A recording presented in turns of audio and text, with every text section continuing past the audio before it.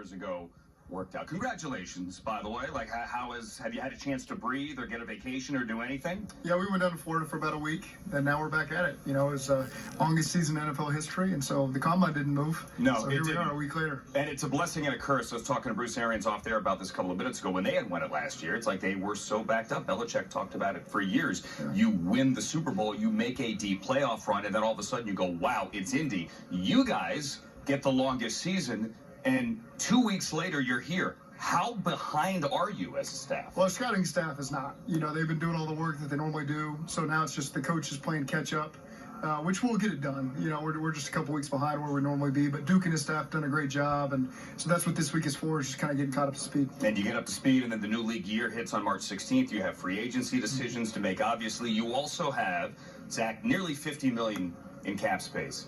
And we said you don't need a quarterback. You not only have your quarterback, do you think that you now have a drawing card to free agency? In other words, veterans would go, I want to go play with Joe Burrow. I don't see why they wouldn't. You know, we made the run we made this year. We got a great nucleus coming back, you know, and a lot of guys that are key leaders in our team, starting with Joe Burrow. And again, anything's possible when that guy's playing quarterback for you. And I'm sure that'll leave an impression on a lot of guys around the league. How much of that 50 do you want to spend?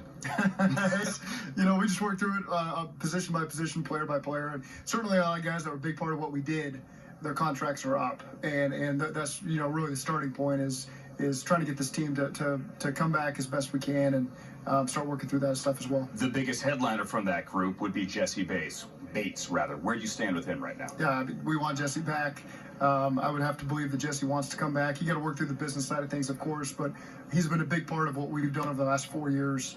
And, you know, really happy to have Jesse on the team. He was a great captain, great leader for us. Made some big-time plays for us in that playoff run, and we'll do our best to work it out to where he can come back. So the number is, on the other side of the ball, 133. We looked it up, and that is the number of times that Joe got hit last year, right, including the regular season and the postseason. You have said you want to rework that offensive line. How does that look? Yeah, it's the starting point, you know, is now. We assess what we've got in the building, how you can help in free agency, how you can help in the draft, to make sure that we have the best team going forward, you know, and so we can make sure all the pieces fit the right way. And that process is now getting underway. How is Joe? We were looking here at a picture of him playing golf in Phoenix with, Devin Booker and Nick Bosa. Is the knee okay? It's hard for me to say. You know, he's out there playing golf, so I hope so. I mean, that's what we all thought. Look, he's playing golf. Yeah, he needs a break from me. You know, I haven't exactly been calling him every day over the last 2 weeks. It's we were together for 7 months, and so these guys, they need a chance to breathe and get out on their own a little bit. And, you know, I think rest is probably going to be the best thing for Joe. What'd you learn about him this year? I don't know that I learned much. You know, he's a tough, resilient sucker, you know, and great leadership ability. Obviously made a lot of plays to get us where we needed to be at. So I can't say that I learned a lot that I didn't already know about Joe. When I went back, and earlier we said, do you get a vacation, get a time to think? During that brief time in Florida, did you get a chance to reflect on what it is you guys accomplished? I know losing is the worst part of it. Yeah. But the ride that you guys had to get where you went? A little bit. You know, it's more about just shutting your brain off from football for a little bit and trying to enjoy my wife and just take a breath a little bit. But certainly it was a memorable season. A lot of great games that we were part of. You know, we unfortunately didn't finish it the way that we wanted to. That's what sticks with you, I think, the most. We got to turn that into a good thing. You know, we remember what it was like to get so close and not finish it off. And as if we needed any more fuel to our fire, I think that will help us propel in the next year and want to get back and want to do it the right way. Today is Jamar Chase's 22nd birthday. Do you have a present for him? No, I didn't have a present for him, but I'm sure he's doing a great job celebrating it. In a top 5 pick last year, obviously you got the immediate impact you needed. Now you're picking 31st, which is the price of success. Can you find someone at 31 that can have that kind of impact? We did. T. Higgins. You know, we took him 33rd 2 years ago.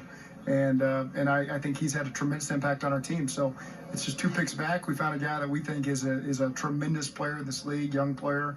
So we've been in this situation in kind of a different way before, picking in the same general area and found some great players. And we plan to do the same thing this year as well. So, talking to Kevin O'Connell last night, new head coach of the Vikings, and we had at NFL researched all of the current head coaches and what they had done when they were at the combine. Do you know that he has, of the head coaches, the fastest 40 time at 4.61 of the head coaches? Here's you, Macanosa. No, I'm not watching that. You don't want to watch this? No, I've seen that. I lived it. You know, one hop to slant route. That's probably on there somewhere. It doesn't surprise me. I'm trying to rack my head. You know, who would have been in the combine, and Kevin. Vrabel, him, yeah, you. okay. 4.61. I mean, that's pretty good. There's some receivers that turn in some 4.61. So Right. It's That's pretty addressable impressive. grade. Yeah, that's why he was what, a 5th-round pick and played a number of years in the league, and certainly has a lot of credibility in this league, and had a good combine. It sounds like. All right, you guys had a great draft last year, trying to put together a great draft this year to build on the success as AFC champion. Zach, it's great to have you on. Thanks a lot. Hope you enjoy some time off. Yeah. Good luck with the offseason. Appreciate it. Zac Taylor, head coach.